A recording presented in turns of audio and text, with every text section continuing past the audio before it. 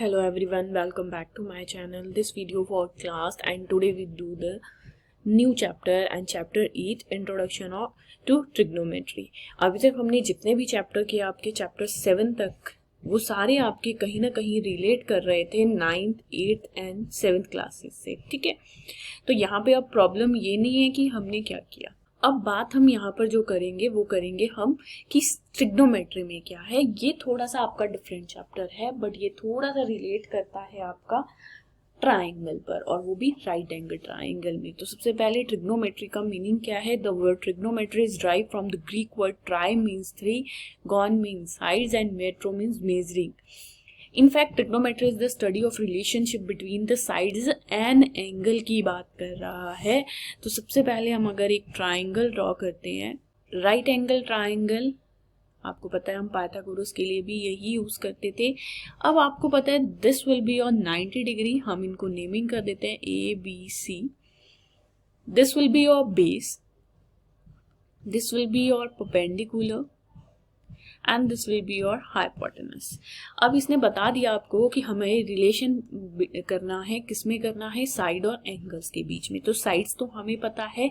अब यहाँ पर जो मेन एंगल है वो हम बात करेंगे बेस एंगल की, always in a base angle. ए की बात नहीं करेंगे, बी की बात नहीं करेंगे, हमेशा जो बेस लाइन पर एक आपका एंगल है इसकी बात करेंगे। इस एंगल को हम एंगल ऑफ एलिवेशन बोलते हैं, जो आपका बेसर बनता है। तो यहाँ पर जो एंगल है वो सी है, अदरवाइज अगर यहाँ पर इसकी नेमिंग आप करना चाहे तो हम इसको थीटा भी लिख सकते हैं। अब यहाँ पर सबसे पहले आ जाता है कि हमारे पास ट्रिग्नोमेट्रिक में 6 रेशियोज होती है।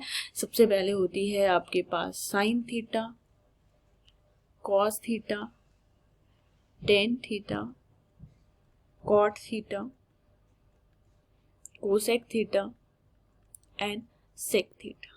ये तो बात हुई कि अगर यहाँ पर थीटा जो एक एंगल है वो कोई भी वैल्यू हो सकती है। अब हमारे फिगर के अकॉर्डिंग हम वो ले रहे हैं सी पर हमारा बेस एंगल है, तो हम यहाँ पर अब रेशियोज की कंपैरिजन करेंगे एंगल के सी के साथ। तो ये आ जाएगा sine C, cos C and tangent C, cot C, cosec C and sec C.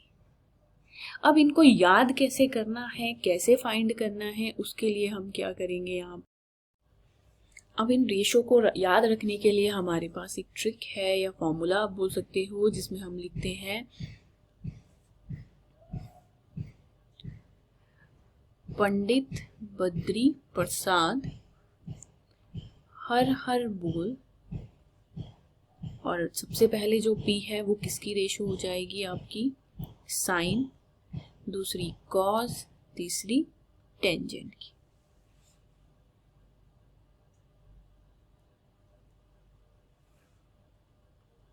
Reverse में चलेंगे, cot, sec and cosec.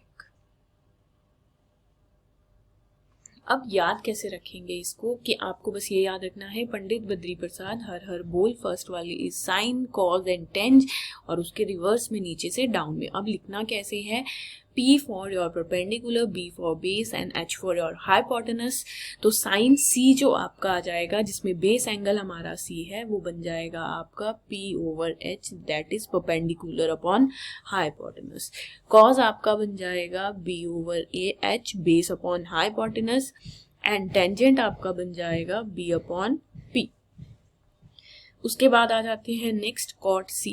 Cot C क्या बना आपका, अब हम नीचे लिखा हमने इसको, तो ये हम नीचे से ऊपर की तरफ लिखेंगे, बेस अपॉन परपेंडिकुलर, ये आ जाएगा बी अपॉन पी। कोसेक हमारा क्या है, एच अपॉन बी,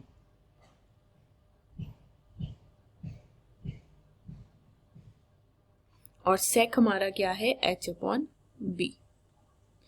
तो ये आ गए आपके सेक, आ गया आपका hypotenuse upon base,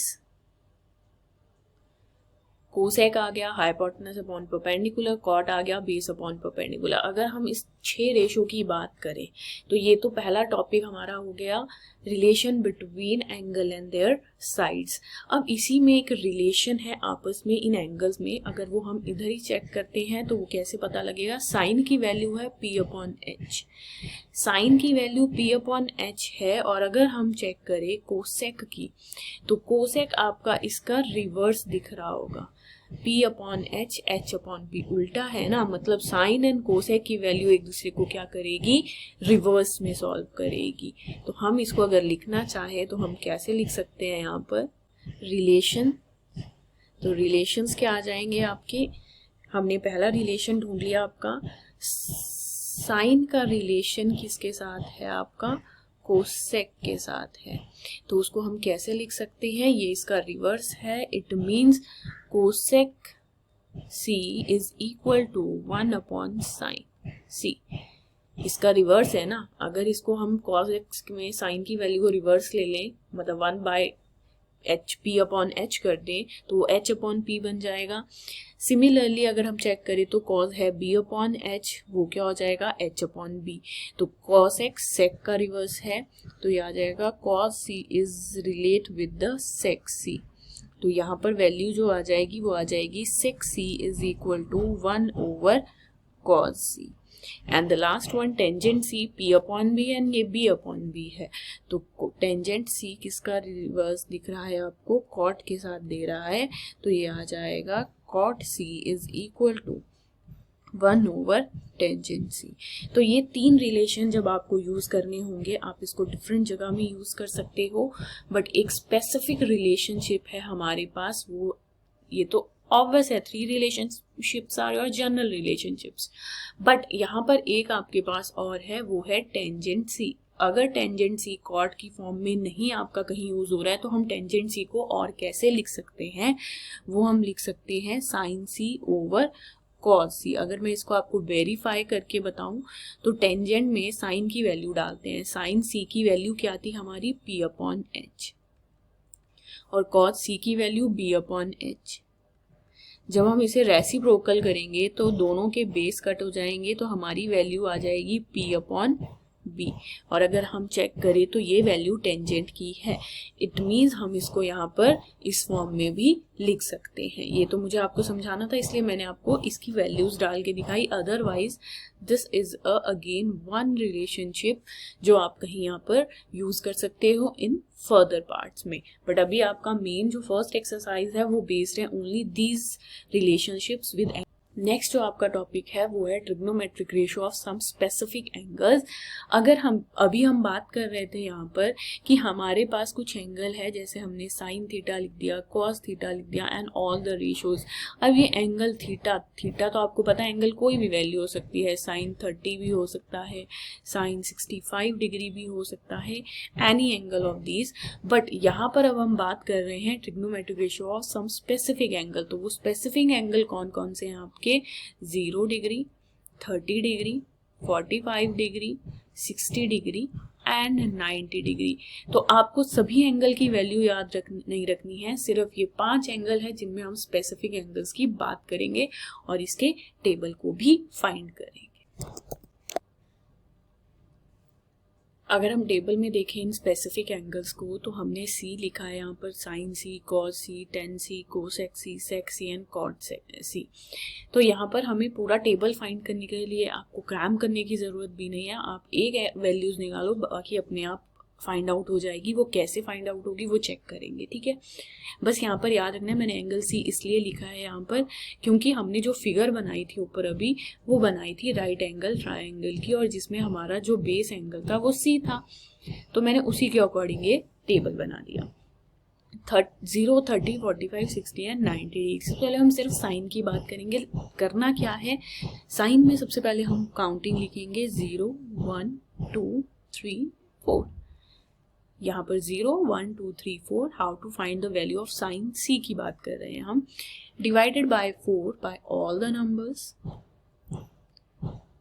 First step is to write the counting 0, 1, 2, 3, 4 and divide by all numbers by 4 and take under roots. ये हमारा first 3 steps है जिससे हमें करना ही पड़ेगा. सबसे पहले वैल्यू जो आपकी आएगी 0/4. एनीथिंग डिवाइड बाय 0 0, तो साइन 0 हो गया 0. अंडर रूट 1 तो 1 ही रहता है. अंडर रूट 4 क्या होता है आपका 2, तो वैल्यू ऑफ 30 आ गई 1/2.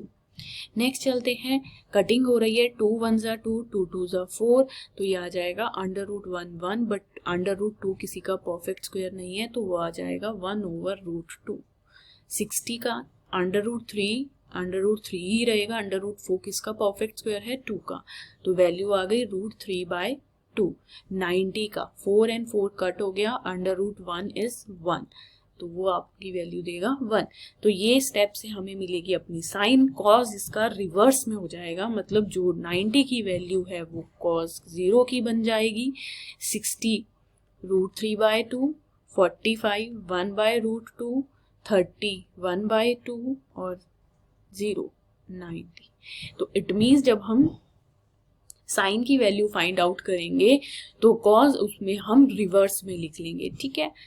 नेक्स्ट स्टेप, अब टेंजेंट, अभी हमने बात की थी टेंजेंट की कि टेंजेंट हमारा क्या होता है साइन सी ओवर कॉज सी, मतलब आप दोनों वैल्यू को डिवाइड करेंगे. ठीक है, फटाफट करते हैं. 0/1 डिवाइड बाय क्या हो जाएगा आपका 0, तो पहली वैल्यू आ गई 0. फिर आ जाते हैं नेक्स्ट, साइन 30 1/2 ओवर √3/2, यही है ना. साइन 30 डिवाइड बाय कॉस 30, तो 2 से 2 कैंसिल हो जाएगा तो बचेगा 1/√3. तो ये आ गई साइन 10 30 की वैल्यू 1/√3. नेक्स्ट चलते हैं अपना 45 पर. 45 में आपके पास दोनों वैल्यू सेम है, साइन की भी और कॉज की भी, तो दोनों कट करके आपको क्या दे रही है 1, तो 10 45 क्या हो गया 1. नेक्स्ट चलते हैं 60 में, तो साइन 60 है √3/2 और कॉस 60 है 1/2, तो 2 से 2 कैंसिल हो जाएगा, ओनली √3/1, तो 1 लिखना ना लिखना आप पे बेटर करता है क्योंकि उससे फर्क नहीं पड़ेगा. तो टेंजेंट हो गया √33 और 90 की वैल्यू आ जाएगी साइन 1/0. और आपने 9th स्टैंडर्ड में पढ़ा है कि अगर 0 आपका डिनोमिनेटर में तो 0 डिवाइड नहीं करता, तो यहाँ आंसर आ जाएगा नॉट डिफाइन. तो ये बन गई हमारी मेन 3 एंगल्स की वैल्यूज. अब इसके अलावा हम यहाँ पर क्या करेंगे, अब हमने यहाँ पर रिलेशनशिप्स पढ़ा था आपने पीछे कि कौन सा एंगल किसके रिवर्स में या रेसिप्रोकल में है, वहीं से हम थोड़ी सी हेल्प लेंगे इस टेबल को कंप्लीट करने के लिए. तो यहाँ पर कोसेक्स किसका रेसिप्रोकल है साइन का, तो फटाफट से इसकी रिवर्स वैल्यू लेंगे. 0 का रेसिप्रोकल हो जाएगा नॉट डिफाइन. 1/2 का रेसिप्रोकल 2/1, तो 2. 1/√2 का √2, √3/2 का 2√3 एंड 1 का रेसिप्रोकल तो 1 ही रहता है. सिमिलरली सेक किसका रेसिप्रोकल है कॉस का, तो कॉस का रिवर्स 1 का रेसिप्रोकल 1, और वैसे वहां से हमने क्या किया था साइन की वैल्यू डायरेक्टली की थी, कॉस की इसकी रिवर्स में, तो वही चीज हम यहाँ पर भी कर सकते हैं. देखो कॉस सी की वैल्यू हमने फाइंड कर ली, अब हम सेक को रिवर्स में ले लेंगे. 1 के बाद आता है यहाँ 2√3, ये आ गया आपका √2, फिर आ गया 2 और नॉट डिफाइन है तो यहाँ आ जाएगा नॉट डिफाइन. और कॉट किसका रेसिप्रोकल था 10 का, तो 10 की रेसिप्रोकल वैल्यू, 0 का रेसिप्रोकल नॉट डिफाइन. फिर आ जाता है 1/√3 का रेसिप्रोकल √3, 1 का रेसिप्रोकल 1, √3 का रेसिप्रोकल 1/√3 और नॉट डिफाइन का रेसिप्रोकल हो जाएगा 0. या आप इसमें भी ऐसा कर सकते हो कि टेंजेंट हम फाइंड कर चुके थे, कॉट निकालने के लिए इसको हम रिवर्स में ले चलेंगे. पहला नॉट डिफाइन, फिर √3, 1, 1/√3 और 0. इंक्रीज फ्रॉम 0 to 1, वो दिख रहा है कि पहले साइन की वैल्यू 0 थी और कहाँ तक जा रही है 1 तक जा रही है. ठीक है. फिर cos थीटा डिक्रीज 1 to 0, ये भी हमें दिख रहा है टेबल में कि 1 से 0 की तरफ डिक्रीज कर रहा है. 10 इज इंक्रीजिंग, 0 था 1/2 आ गया और सीधे कहाँ तक जा रहा है नॉट डिफाइन, मतलब इन्फिनिटी तक जा रहा है. फिर आ जाते हैं कोसेक थीटा इन्फिनिटी से किधर जा रहा है 1 की तरफ जा रहा है. सेक थीटा 1 से इन्फिनिटी की तरफ जा रहा है, देखो यही चीज़ इसने यहाँ लिखी है, और कॉट सी किस तरफ को जा रहा है आपका, इन्फिनिटी टू 0 तक जा रहा है। तो ये सारी चीज़ें हमें कहाँ से पता लग जाएगी, हमारे टेबल से, और यहाँ से रिलेटेड 1 मार्क का क्वेश्चन कई बार पेपर में आ जाता है। दूसरा टॉपिक हमारा दूसरी एक्सरसाइज से रिलेटेड था, जिसमें एंगल्स की बात की थी। लास्ट एक्सरसाइज जो हमारी वो बेस्ड है वो है हमारे रिलेशनशिप। जैसे हम पॉलिनोमियल में बोलते थे पॉलिनोमियल आइडेंटिटीज, यहाँ पर ट्रिग्नोमेट्री है तो trigonometric identity, there will be only 3 identities. First one जो है वो है आपकी sine square theta plus cos square theta is equal to 1। Second है हमारे पास 1 plus cot square theta is equal to cosec square theta, and next है आपके पास 1 plus tan square theta is equal to sec square theta.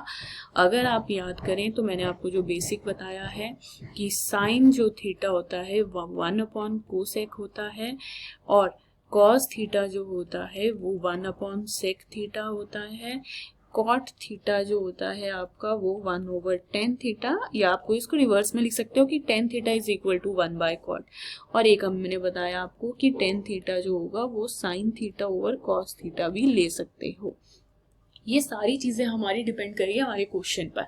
अगर आपका question है square form में तो ये 3 आइडेंटिटीज यूज होगी। अगर आपके क्वेश्चन में फॉर्मूले पर पावर नहीं है तो हम ये बेसिक सी आइडेंटिटीज या बेसिक से रिलेशनशिप को यूज करेंगे।